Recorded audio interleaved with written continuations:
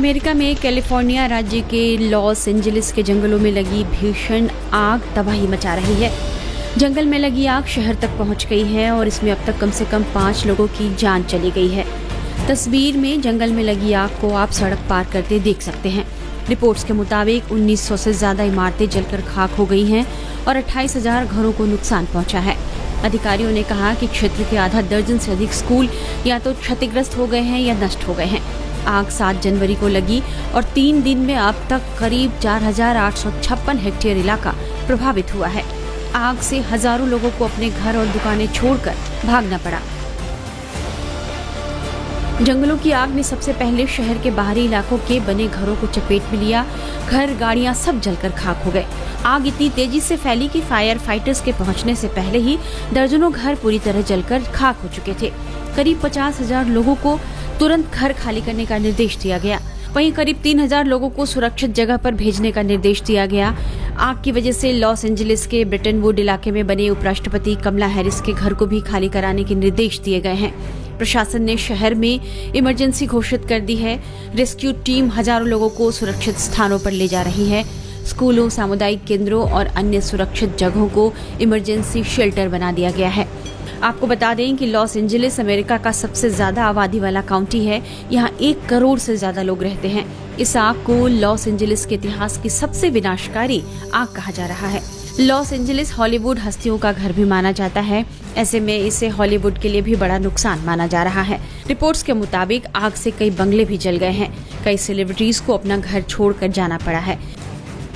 आग जिस तरह से फैल रही है उससे लोगों को डर है कि हॉलीवुड हिल्स पर अमेरिकी फिल्म इंडस्ट्री की बड़ी पहचान हॉलीवुड बोर्ड भी कहीं जल न जाए। दरअसल लॉस एंजलिस में हॉलीवुड नाम की एक जगह है। इसी पर अमेरिकी फिल्म इंडस्ट्री का नाम हॉलीवुड पड़ा है।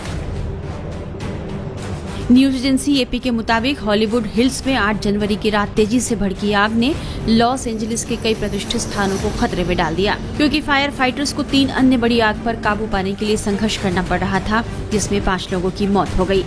लॉस एंजलिस की आग को तेज हवाओं ने और ज्यादा भड़का दिया।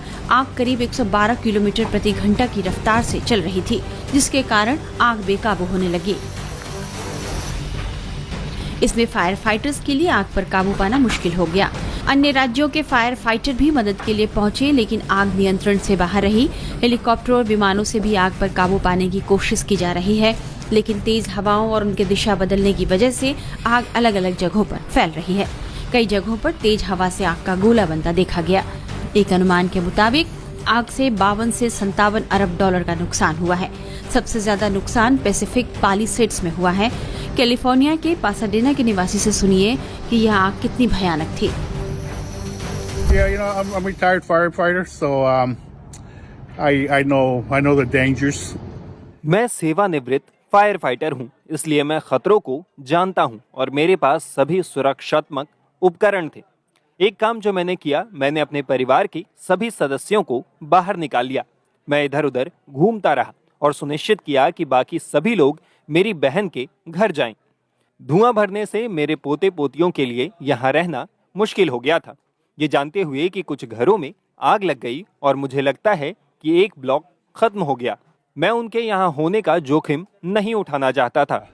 Knowing a few houses caught fire, I think 1 block over, I didn't want to take the chance of them being here.